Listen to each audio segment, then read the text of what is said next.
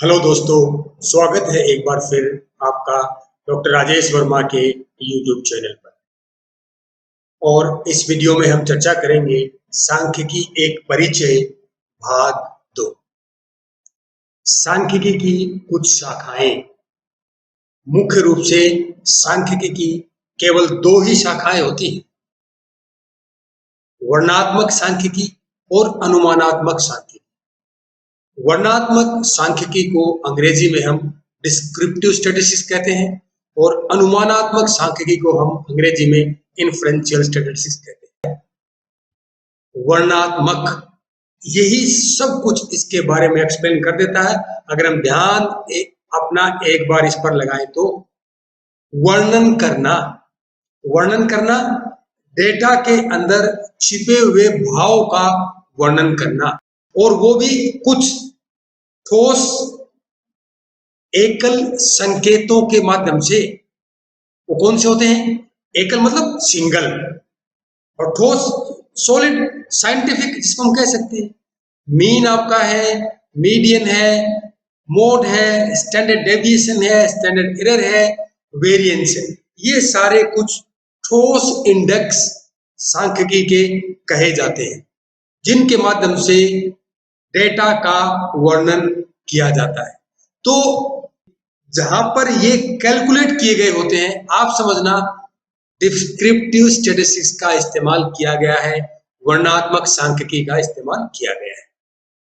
और दूसरी ओर जब सांख्यिकी के जो परिणाम आते हैं, उनके आधार पर अगर कुछ अनुमान लगाया गया है, इन्फ्रेंस निकाला गया है, तो आप समझना इन्फ्रेंशियल स्टैटिस्टिक्स, अनुमानात्मक सांख्यिकी का उपयोग हुआ है।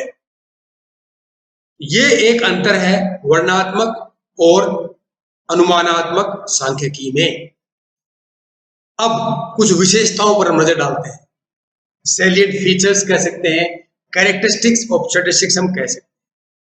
पहली और बहुत ही उम्दा अगर विशेषता है सांख्यिकी की, वो है विश्लेषण के माध्यम से सांख्यिकी डेटा को अर्थ देती है। डेटा अगर संख्याओं में लिखा हुआ है तो उसका कोई अर्थ नहीं है जब तक हम उस डेटा के ऊपर किसी सांख्यिकी तकनीक का प्रयोग करके कुछ अनुमान, कुछ भविष्यवाणी, कुछ परिणाम ना निकाल लें और उनको एक्सप्लेन ना कर दें, तब तक उस डेटा का कोई अर्थ नहीं है। आपने अपनी कक्षा में एक सर्वे किया कि कक्षा के बच्चों का जो साइकोलॉजी में एनुअल एग्जाम में क्या स्कोर रहा है, तो स्कोर आपने रख लिया, एक पेज पर लिख लिया आपके 80 के 80 सहपाठियों का, तो आपके किसी काम का नहीं है जब तक आपको ये अंदाजा ना हो कि कौन हाईएस्ट है, कितने लोगों ने 90% से ऊपर स्कोर किया, इसका स्टैंडर्ड डेविएशन क्या है, इसका मीन क्या है, इसमें वेरिएंस कितना हुआ। ये तभी संभव हो पाता है जब इसका विश्लेषण किया जाता है, अर्थात सांख्यिकी डेटा को एक समझने योग्य अर्थ प्रदान करती है। दूसरी विशेषता है सांख्यिकी डेटा और उसके अनुप्रयोग के बीच का जो संबंध है, उसको पता लगाने के साथ साथ उनके बीच संबंध भी स्थापित करती है। ये इसका मतलब ये होता है कि सांख्यिकी डेटा का उपयोग कहाँ होता है और हो सकता है, उसके बीच में एक संबंध कोई है, उसका पता लगाने की कोशिश की जाती है। अगर नहीं है तो भी उसके बीच में संबंध स्थापित करने की एक कोशिश की जाती है सांख्यिकी के द्वारा। जो यूज होगा डेटा का और जिस सिचुएशन में यूज होगा, उसके बीच में कोरिलेशन है, ऐसा तो नहीं है। उदाहरण के तौर पर जैसे मैंने बताया, मनोशास्त्र के पेपर में विद्यार्थियों ने कितने अंक स्कोर किए, ये सारे आपने जान लिए। अब इस डेटा का उपयोग आप कहां करने वाले हैं? क्या आप पीजी में एडमिशन के लिए करने वाले हैं? क्या आप उन बच्चों की आईक्यू टेस्ट करने के लिए करने वाले हैं? क्या आप किसी कोई पुरस्कार देने के लिए उन डेटा का आप इस्तेमाल करने वाले हैं? तो ये सारी अलग अलग स्थितियां हैं। तो उस डेटा का इन स्थितियों के साथ क्या संबंध है, ये पता लगाने की कोशिश करती है सांख्यिकी।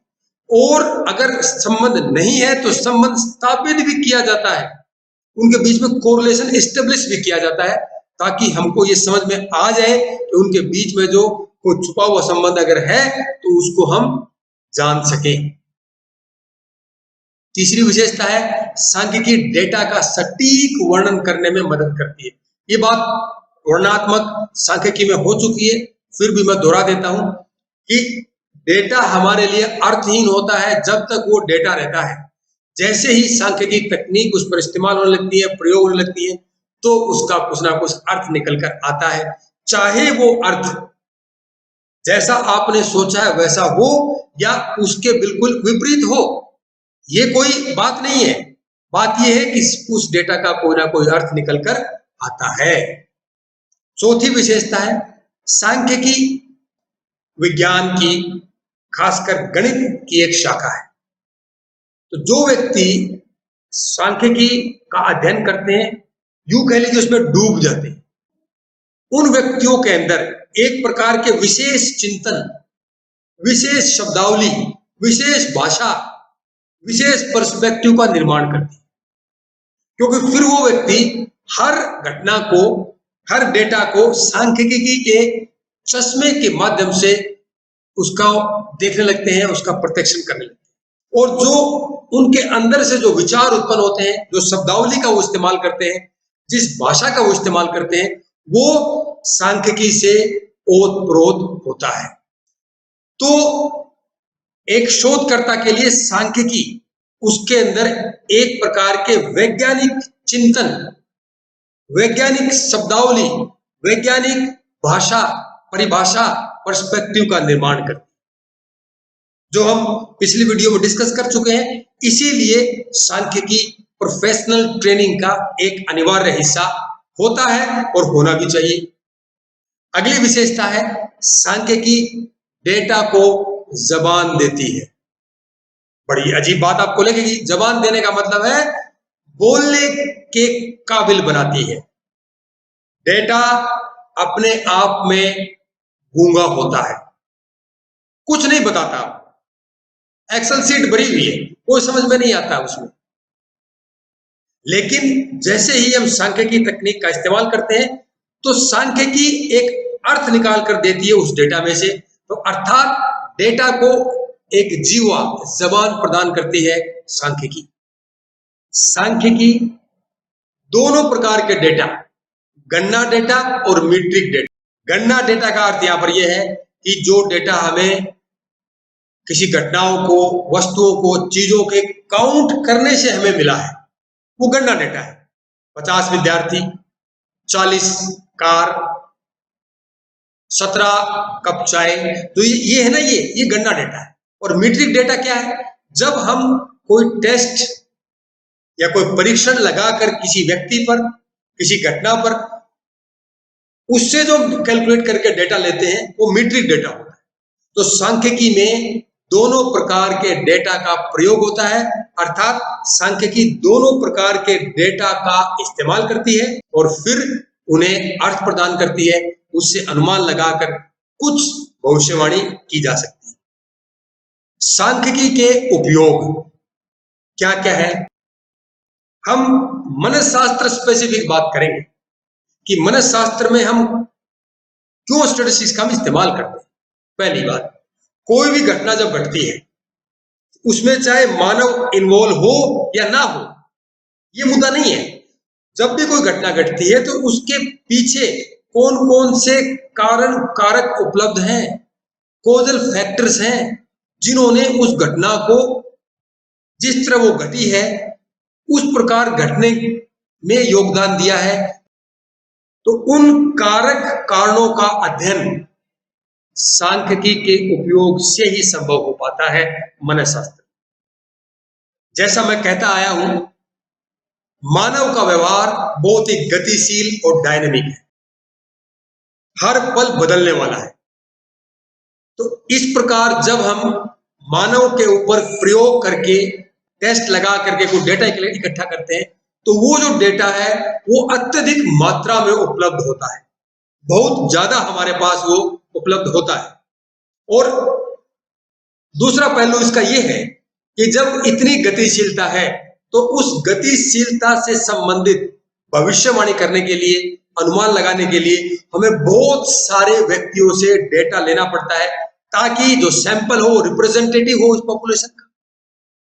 तो जब ज्यादा डेटा हमारे पास उपलब्ध होता है तो उसको हम तभी प्रयोग में ला जा सकते हैं जब उससे कुछ अर्थ निकलता हो।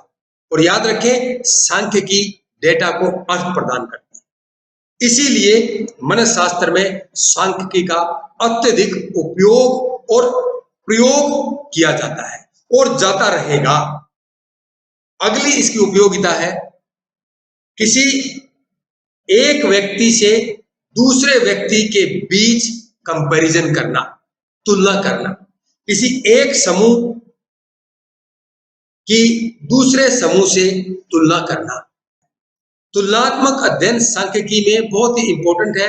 इसलिए इंपॉर्टेंट है कि जनरलाइजेशन के लिए, प्रेडिक्शन के लिए, अनुमान लगाने के लिए एक ऐसी स्थिति में ऐसे वेरिएबल्स के कारण कोई समूह या कोई व्यक्ति किस प्रकार का बिहेव कर सकता है, व्यवहार कर सकता है।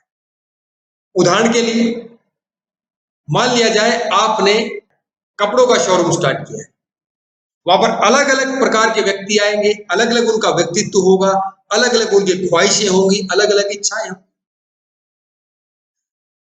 तो हमें यह अंदाजा लगाने के लिए स्टैटिस्टिक्स का इस्तेमाल करना होगा। जो व्यक्ति अपने परिवार के साथ आते हैं उनकी चॉइस किस प्रकार की होती है, किस प्रकार के कपड़ों पर वो अपना ध्यान केंद्रित करते हैं, उनको वो खरीदते हैं।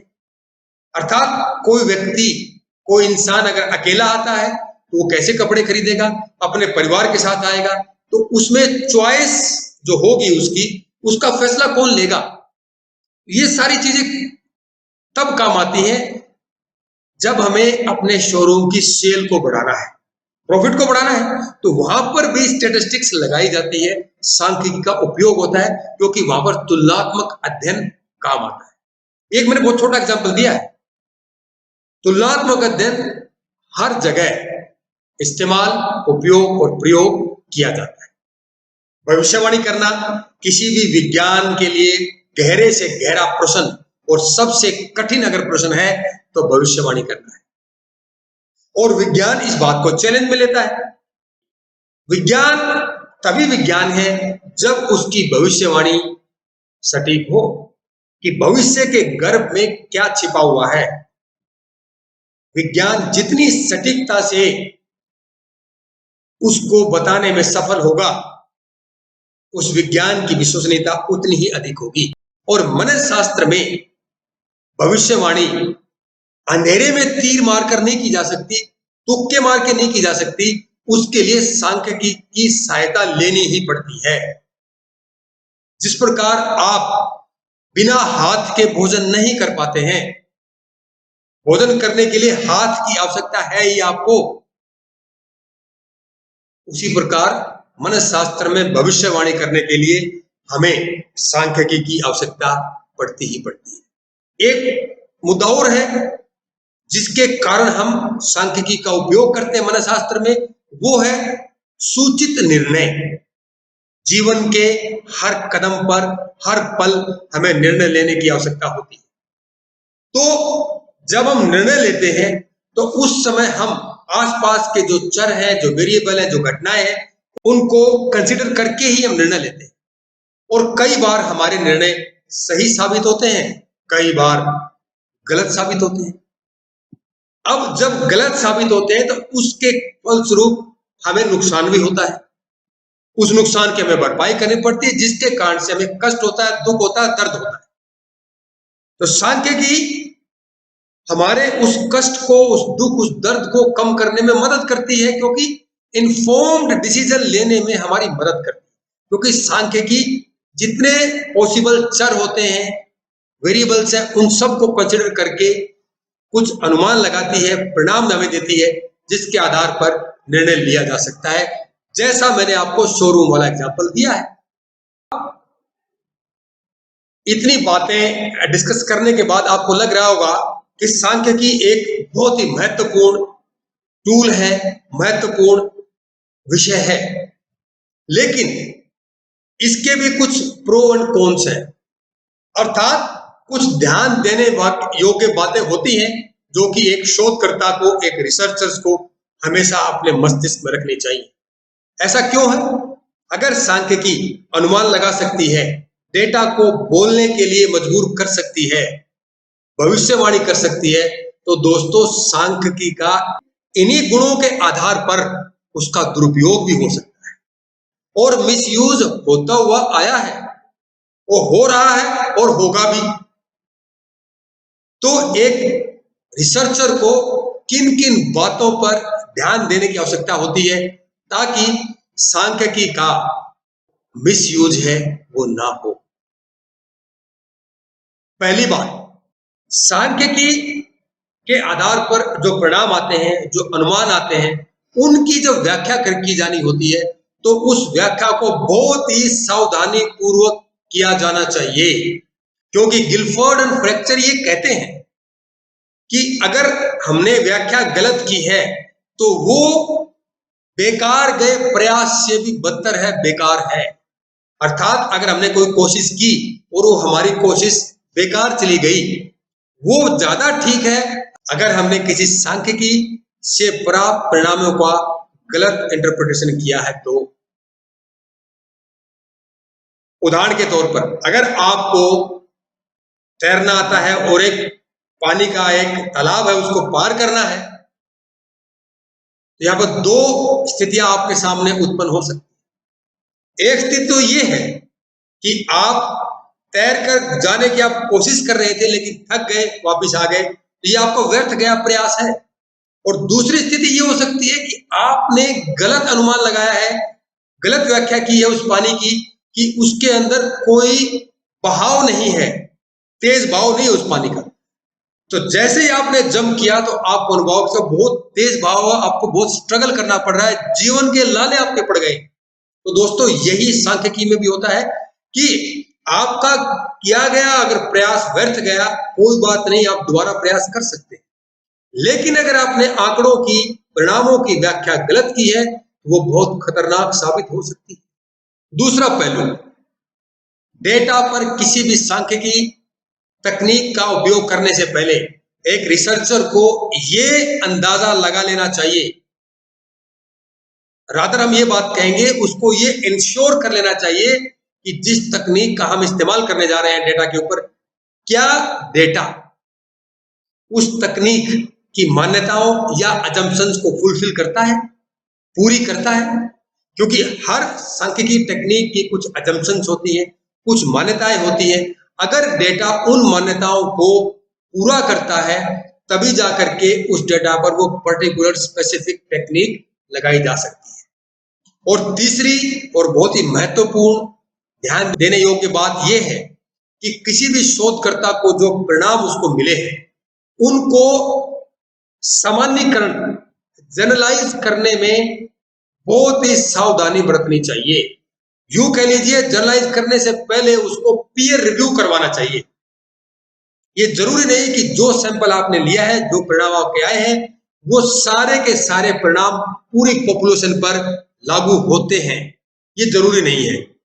और ये भी एक बहुत बड़ी गलती होती है रिसर्चर से कि वो बहुत जल्दी अपने परिणामों को जनरलाइज करने की वो कोशिश करते हैं और ज्यादा से ज्यादा एक रिसर्च से उत्पन्न परिणाम जैसे ही एक पत्रकार के हाथ लगते हैं तो तुरंत वो पत्रकार उसको यूं बड़ा चढ़ा करके अपने अखबारों में, अपने मीडिया में प्रस्तुत करते हैं जैसे कि वो सारी पॉपुलेशन के लिए एक अंतिम बात हो गई है। बहुत बार मैं अखबारों में पढ़ता हूं, न्यूज में सुनता हूं कि किस प्रकार से कोई रिसर्च आई, 500, 700, 1000 लोगों पर वो परिणाम उत्पन्न हुए और कैसे पत्रकार ने लिख दिया कि पूरी दुनिया के लिए वो लागू होते हैं। ये मिसयूज स्टैटिस्टिक्स का बहुत बार घातक साबित हुआ है और साबित हो सकता है। अब जब हम सांख्यिकी को पढ़ते हैं, उसका प्रयोग करते हैं, तो याद रखो मैंने एक आपको बात बताई थी कि सांख्यिकी को पढ़ने वाला, जानने वाला कुछ विशेष पदों का भाषा का, वोकेबलरी का इस्तेमाल करना शुरू करता है, क्योंकि इसकी अपनी एक विशेष शब्दावली है। तो उसके कुछ अंश मैं आपके साथ शेयर कर रहा हूं। पहला है एनुमरेशन डेटा या गणना डेटा, जिसकी मैं चर्चा आपके सामने कर चुका हूं। फिर आपको बताता हूं, किसी भी घटना को, इवेंट को, वस्तुओं को, व्यक्तियों को, जानवरों को गिनने से, उनकी गणना करने से जो डेटा हमें मिलता है उसको हम इनुमरेशन डेटा कहते हैं। फिर आता है मीट्रिक डेटा। ये भी मैं बता चुका हूं कि किसी व्यक्ति पर कोई हम टेस्ट लगाएं, किसी घटना पर हम उसका मूल्यांकन करें, उससे जो हमें डेटा मिलेगा वो मीट्रिक डेटा। और तीसरा जो पद है वो है केंद्रीय प्रवृत्तियां। इसमें तीन चीज आती हैं, माध्य, माध्यिका और बहुलक, मीन, मीडियन, मोड। ये तीनों चीजें क्या है? ये एक एकल इंडेक्स होता है, सिंगल नंबर एक इंडेक्स होता है या सिंगल नंबर इंडिकेटर होता है। वो पूरे डेटा में से एक नंबर निकल कर आता है जो उस डेटा की कुछ विशेषताएं दर्शाता है, बताता है। हम उससे थोड़ा बहुत आइडिया लगा सकते हैं। अगला पद है मानक विचलन, अंग्रेजी में जिसे हम स्टैंडर्ड डेविएशन कहते हैं। व्यक्तियों या प्रदत्तों, प्रदत्त मतलब डेटा के एक समूह में विचलनशीलता की मात्रा का सांख्यिकीय संकेतक। मान लीजिए मनोशास्त्र की क्लास है, उस मनोशास्त्र की क्लास में जैसे मैंने एग्जांपल लिया कि उनके नंबर एनुअल एग्जाम में कितने आए हैं मनोशास्त्र के पेपर में, तो अगर हम उनका स्टैंडर्ड डेविएशन कैलकुलेट करेंगे तो वो हमारे पास एक नंबर आ जाएगा, सिंगल नंबर। और वो सिंगल नंबर हमें ये दर्शाएगा कि उस समूह में मनोशास्त्र के पेपर के जो अंक है उसमें कितनी विचलनशीलता है, कितनी वेरिएंस है, और ये दर्शाया जाता है स्टैंडर्ड डेविएशन से। सहसंबंध का गुणांक, कोफिशिएंट ऑफ कोरिलेशन, दो घटनाओं के बीच, दो समूह के बीच, दो डेटा सेट के बीच क्या कोई संबंध है? अगर संबंध है तो किस दिशा में है वो, और कितना मजबूत संबंध है, उसकी डिग्री क्या है, परिमाण क्या है? नेगेटिव कोरिलेशन है, पॉजिटिव कोरिलेशन है, या मजबूत कोरिलेशन है, परफेक्ट कोरिलेशन है, मॉडरेट कोरिलेशन है, या निम्न कोरिलेशन है, या कोई भी कोरिलेशन नहीं है? क्या कोरिलेशन लीनियर है, कर्वीलिनियर है, रैखिकीय है, या गोलाकृत है? ये सारी चीजों का अंदाजा लगाने के लिए सहसंबंध का गुणांक कैलकुलेट किया जाता है। अगला जो पद है नमूना, सैंपल। हम कभी भी पूरी पॉपुलेशन को, पूरी जनसंख्या को संपूर्णता में स्टडी नहीं कर पाते, ये संभव ही नहीं है। अगर मान लिया जाए मैं हरियाणा के मनोशास्त्र के सभी विद्यार्थियों का अध्ययन करना चाहूं तो संभव नहीं है, क्योंकि जब तक मैं हरियाणा के एक कॉलेज के विद्यार्थियों को कवर करूंगा तब तक दूसरे कॉलेज में विद्यार्थियों में परिवर्तन हो गया होगा, बदल गए, कोई नया आ गया, कोई छोड़ के चला गया। मतलब पॉपुलेशन विचलनशीलता है, एक बहुत बड़ी पॉपुलेशन होती है, इकोनॉमिक रूप से संभव नहीं होता है। तो फिर उसका सॉल्यूशन क्या है? सॉल्यूशन है एक सैंपल हम लेते हैं, नमूना लेते हैं, प्रतिदर्श उसको हम कहते हैं। जिस प्रकार से उबलते जो चावल हैं, एक एक चावल के दाने को हम निकाल करके दबा कर देखें कि वो पक गए कि नहीं, वो संभव नहीं है। इसी प्रकार से सांख्यिकी में भी ये संभव नहीं होता है। तो फिर सॉल्यूशन क्या है? सॉल्यूशन है एक सैंपल ले लो, दो चार दाने दबा के देख लो, 500-700 लोगों को आप ले लो, उस पर रिसर्च करो, डेटा इकट्ठा करो, सांख्यिकी लगाओ, परिणाम निकालो। फिर हम ये कह सकते हैं कि इस सैंपल से जो परिणाम आए हैं वे उस पॉपुलेशन पर प्रभावी हो सकते हैं, होंगे ही होंगे, ये पक्की बात नहीं है। अगला पद है प्रतिदर्श सांख्यिकी, सैंपल स्टैटिस्टिक्स। ये सैंपल स्टैटिस्टिक्स और सैंपल में अंतर आपको बताता हूं। सैंपल तो लेना है, एक पॉपुलेशन से कुछ लोगों के एक समूह को सिलेक्ट कर लेना है। सैंपल स्टैटिस्टिक्स वो होती है, हम ये जानना चाहते हैं कि क्या जो सैंपल हमने लिया है, प्रतिदर्श लिया है, क्या उस पॉपुलेशन को रिप्रेजेंट करता है?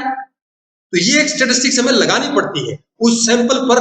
ये भी एक तकनीक होती है सांख्यिकी की, ये जानने के लिए कि किस हद तक, किस डिग्री तक वो प्रतिदर्श, वो सैंपल उस पॉपुलेशन को रिप्रेजेंट करता है। याद रखें, जितनी ज्यादा हाई डिग्री होगी सैंपल की पॉपुलेशन को रिप्रेजेंट करने की, उतने ही हायर चांसेस होंगे हमारे सैंपल से आए परिणामों को उस पॉपुलेशन पर जनरलाइज करने के।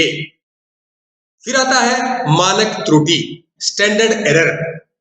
एरर होना लाजमी है कि हम कभी भी पूरी जनसंख्या को, पूरी पॉपुलेशन को स्टडी नहीं कर पाते हैं, तो हम सैंपल लेते हैं।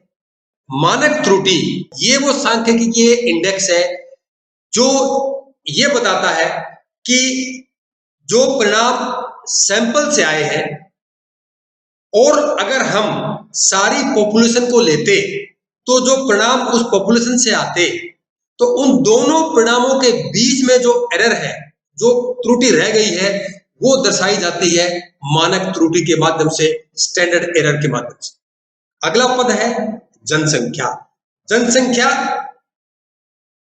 रिसर्चर स्वयं तय करता है, वो डिफाइन करता है, परिभाषित करता है कि जब मैं एक स्टेटमेंट ऑफ प्रॉब्लम बनाता हूं तो उसी समय मुझे परिभाषित करना है कि जो मैं रिसर्च, जो मैं शोध करने जा रहा हूं वो किस जनसंख्या पर होगा।